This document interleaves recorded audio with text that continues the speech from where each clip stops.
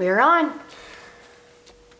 Welcome back to the Take It or Live It podcast. I'm Evan. And I'm Sam. We are here to give you guys insights and tips on getting started. That's why we're here.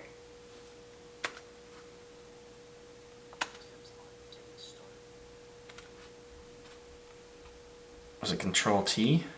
Mm-hmm.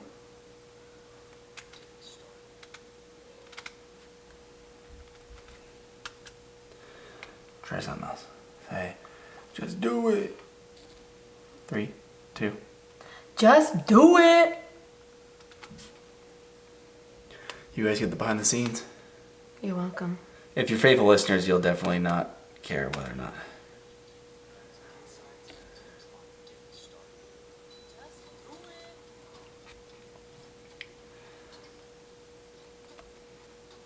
Let you guys know, but right now we are listening to the podcast and it is very loud. Yeah, my The intro is blasting our... It's still so loud.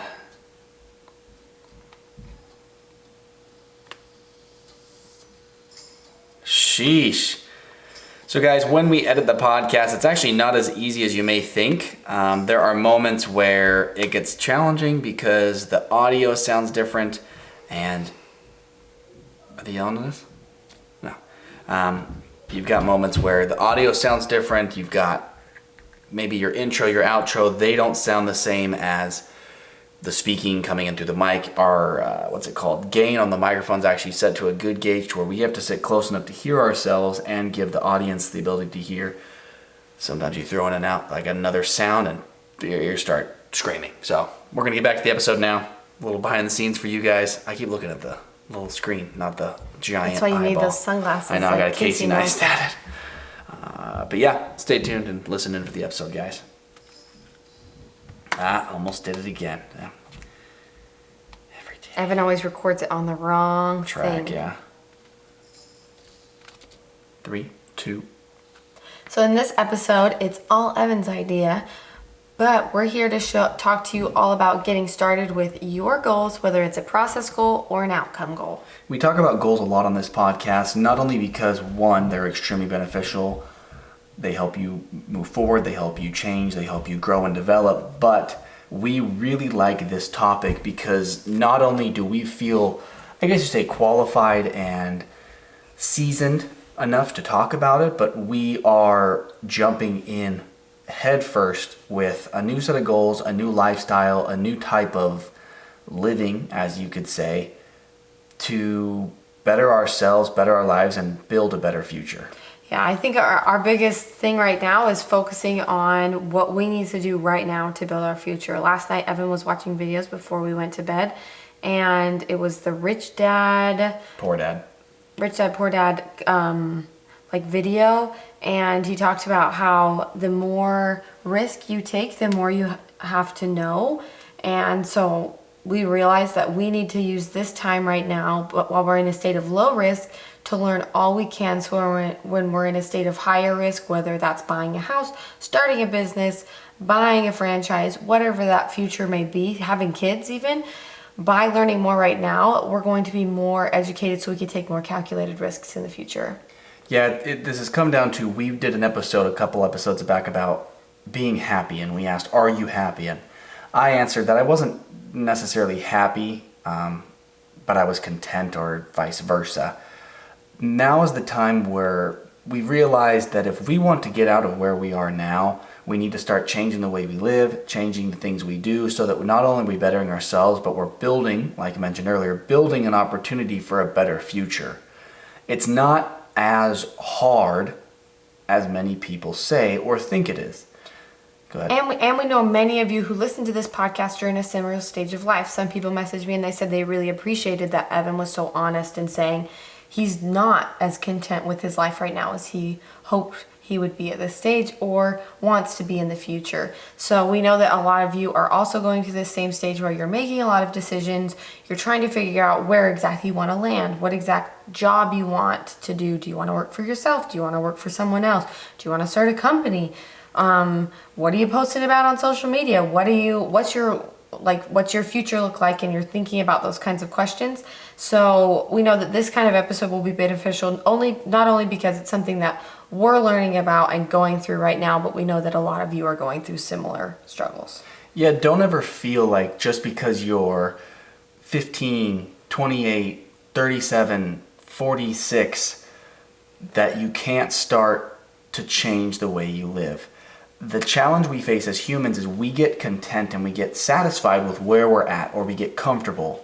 Comfort is obviously good and something that we may strive for to have, but it can also bring us down. Now, let me explain. When we go into...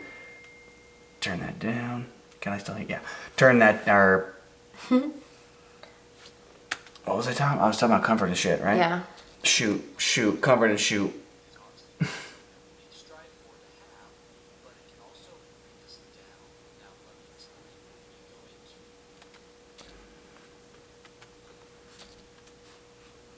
Comfort mode, we tend to ease up on challenging ourselves, pushing ourselves, making ourselves better. That's not necessarily a bad thing, but as human beings, and we've actually mentioned this in previous episodes before, we have to have purpose in our lives in order to grow and to develop. Now, that doesn't always mean it has to be hard and challenging and life has to suck, but comfort tends to ease up on those challenges and that pressure to become a better person or a better athlete or a better writer or a better employee or a better boss. We need to find the fine balance between comfort and drive, or comfort and discomfort, technically. Yeah, comfort and discomfort. I was just thinking about, like, there's got to be some sort of sweet spot, and it's probably a range. It's not just like one finite place, but finding that place where you're pushing yourself hard enough that you're growing, but you're not becoming burnt out or overstressed. Exactly. And I think that looks different for everybody. We all have different tolerance levels in terms of stress, in terms of mental load that we can carry, or things we're thinking about, things that weigh on us. So in a way, we all need to find our own like stress level, and maybe it's something we can gauge, you know, in like, I think if we're saying, oh, my stress level, and this also goes really, I think we talked about it recently, within the season, about the guy who said that I don't want to live always in like a 4. I can't remember exactly what it was talking about, but he's like, if your stress level is always low, then you're not growing. Yeah. And those times of higher stress, this was a guy who literally solo trekked across Antarctica. And it's a podcast by Rachel Hollis, and she interviewed him, and he just talked about how there's different levels of stress and how we're only growing in certain levels. And he related it back to joy. So if we're always at like a level of 6 stress, then we're capable of receiving a 6 level of joy. Yeah, it's opposition in all things. Yeah. So, and if we're always living like, oh, my stress level is always like around a 2, then we can only receive so much joy, because with risk and stress, usually always comes with more satisfaction and more happiness, more joy, fulfillment, etc. Today I've marked on my mental and physical calendar that we are beginning, or I at least am beginning, because I kind of did it without asking Sam. Because he knew I would be totally on board. Basically, we are starting what's called the long haul. The long haul for me is basically right now where I'm at. You could say I'm in the prime of my youth. Still really young, 24 years old, have the ability to pretty much do anything I could ever imagine I wanted to do. I might be tooting my own horn here, but I still feel I could play with professional athletes. Granted, I'm not saying what sport or anything. I don't think I could. Let's put it that way. But I feel, obviously, in my physical body that I've got the strength and ability to become a professional athlete. That being said, I need to take that youth and that drive and that ability and put it towards things that help my future. I need to be able to use that hunger to make it so that when I don't have this energy or I don't have that drive, that I can, in a way, find that comfort or find that moment of relaxation to then recuperate and find that drive and find that hunger again. That's why today I came home. Well, I'll give you guys the play-by-play. I was driving around at work. Obviously, I had some leads for wildlife consulting. Gave out some proposals to some customers, and I had a gap in my day. So I came home, I made lunch, hot dogs and avocados, I know it sounds really weird, but I made hot dogs and made guacamole and put it on top of my hot dogs. It's delicious. It's a Chilean thing. And I actually had a small amount of a pre-workout that I got for quote unquote free. I paid for shipping. It was like $10 for like a sampler of so-and-so protein and so-and-so BCAAs or whatever it was, and then a pre-workout. Took a little bit of that pre-workout just for the hell of it, and I wouldn't say I felt like a ton of energy hit me because I obviously not a big fan of pre-workout. I think we've mentioned that before, but I came downstairs and I had about an hour before my lead, so I went downstairs and I worked out for 40 minutes, hopped in the shower, and then headed off to my lead. Felt really good about myself because not only did I not quote unquote waste time while I was sitting at home eating lunch, I was productive. I basically took the steps to make myself better. Could I have sat there and watched TV and waited for my lead? Yeah. Could I have sat there and done nothing? Sure. The point is I worked out and now I don't have to when I get home. So I got that out of the way, and then I went out to my leads.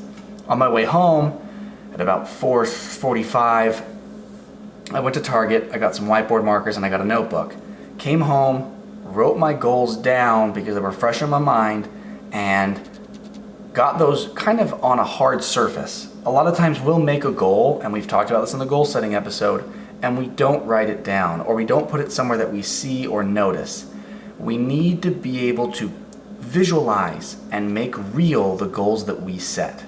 And I think our goals should be, our long-term goals should kind of scare us. I think that's, like, I was just thinking about how we need to have a level of accountability, and how, like, I might write down a goal and Evan would be like, well, you might need to make that more realistic. And while I value that, there also should be a level of, wow, this is going to push me. Yeah. And what we wrote down was more process goals. I wrote down a couple of outcome goals that I'd like to achieve, but focusing on making them hard enough is important. So Sam was writing her goals. I wrote mine down without her knowing. She came downstairs and saw them and was like, whoa. I'd start jumping up and down. And I pulled out a whiteboard for her because we have 2 giant whiteboards in this house for basically Pictionary and stuff. And Sam started writing her goals down. I want to make this very clear for you guys. If you are not doing something, let's use drinking water, for example. If you're not drinking a correct amount of water, or you're only drinking soda, or you're only drinking coffee, or you're only drinking tea gets a kind of a gray area, start smart. Do not, and I will say this boldly, do not jump in head first with a goal that's going to diminish your ability. My goal right now for water consumption is drink 2 bottles of water a day. Can I drink more? Yes. Will I drink more? Possibly. You also can't pee all the time. Well, so and it's like I don't drink 2 bottles of water every day. Let's start there. There's days where I do, there's days where I don't. Let's make that consistent and then step it up from there. That goal right there is eliminating 2 birds though. 1, it's getting more water into my body because I need to stay hydrated. And 2, it will eliminate the opportunity for me to drink soda. I enjoy soda, and I've kind of made a rule for myself without writing this goal down, is don't drink soda while I'm working. Because I spend a lot of time in my truck driving from appointment to appointment. Start with SMART goals and don't be overzealous when it comes to writing these grand arching goals. Now, if you want to make a goal for the year, go for it, but write out the steps to achieve that goal.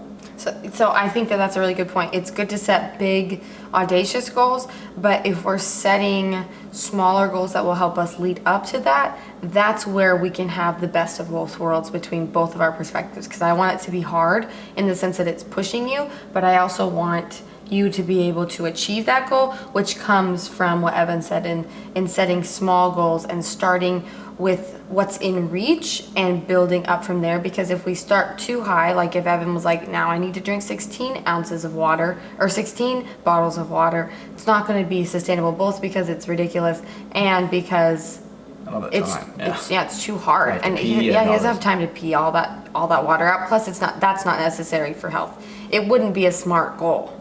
In every sense of the word. Yeah, another thing and I'm not going to share obviously all my goals because I feel like some goals should be personal. Working out. That's another goal I have. I'm already working out, and I believe I work out daily. I climb in attics, I walk around. For me, a workout is an additional amount of exercise for 15 minutes or longer that doesn't involve me, for example, sitting down or walking upstairs and downstairs inside the house. Like, okay, I went for a walk. I went on a 1 mile walk, or I ran 2 miles. Today, like I said, I came home for lunch, ate lunch, and then did a 40-minute arm workout. Things like that where you set the goal knowing the expectation, okay, if I get 15 more minutes, I've completed that goal. The reward system within our brain needs to be triggered enough to where it gives a positive reinforcement as opposed to a negative reinforcement. The ability to distinguish and actually be proud of yourself is and can be challenging. Thinking, oh, well, I did 15 minutes, I could have done 20. Okay, don't be so hard on yourself. Take that step for the next day. If you were feeling down on yourself for only doing 15, tomorrow, do 20. And if you feel like, holy crap, 20 killed me, drop it back down to 15. Well, and I think that if you set a goal that's like, I'm going to work out for 30 minutes every day, what happens when you have a period of time where you don't have 30 minutes? Do you not work out at all, or do you get in 15 minutes? There's also that aspect where you need to figure out what's a plan B so you can still be successful, so you can still reach that outcome goal, but it allows for a little bit of wiggle room when you're not quite, when your schedule doesn't necessarily breed the time, or you run out of resources or whatever it may be. This is, I think, a good plug for some of our past episodes. I know we have a habits episode. Yep. I know we have an exercise episode. We have a goal episode. We have a goal episode. We have a water episode. We have, I believe, a nutrition episode. I know we have a breakfast episode. So it's called To Stay Full Till Lunch, I believe. I don't know what episode number it is. But we have several episodes that go over kind of these micro goals that you can set that can help catapult you into a healthier lifestyle, if that's part of your goal system, which I believe should be. By integrating healthier habits, your body will function on a higher level. I will guarantee that. If you're exercising for a little bit more every day than you were in the past, if you're not doing anything, if you're already doing an hour, good. If you're training for an elite, whatever, then more. But an hour a day, 30 minutes a day is beneficial. If you're eating vegetables, if you're eating fiber, boom, you're going to function on a higher level. If you're drinking enough water and you're not relying on sugar and soda to get you through the day, boom, higher level. These are all ways to slowly and steadily level up your life, which will also enable you to achieve other goals. If you have a goal to write 1,000 words a day for your book, exercising and drinking water and getting enough sleep, those things will allow you to more easily achieve that goal. Could you do it without those things? Yes. But will those things make things easier? Yes. Investing a little bit of time into yourself, into your health, will enable you to better achieve your goals, and it'll be easier to start new goals and achieve those new goals because you will already have the self-efficacy, aka the belief in yourself, the belief in your ability to carry out a task, so you can start and achieve new goals. I think the biggest thing we want to share with you guys is you can do this. Yeah. Get started. Today is May 27th. There was absolutely nothing special about today. It's not January 1st. It's not the beginning of a month. It's not the end of a month. It's getting towards the end of the month. It's not a holiday. It's not a birthday. It's not a anniversary. When you're starting with goals, you do not have to have some event to have that goal start. If you're starting to feel down on yourself, get yourself on the right path. Set the standards for yourself, knowing your limits and knowing your boundaries, and work towards them. They will help you be better. If you set honest and true goals to help push yourself, you will feel better not only about yourself, but it'll seep into other aspects of your life. You might start glowing. People might start being kinder to you because you're being kinder to them because you feel better about yourself and what you're doing. The challenge we face is we get into that comfort zone and start to slip down. When you're not moving forward, you're moving backwards. Let's put it that way. When you're in that comfort zone, you're technically moving backwards because you're not using, quote unquote, any of your abilities. If I didn't continue to speak Spanish or listen to Spanish, I would lose the ability to be bilingual and speak Spanish.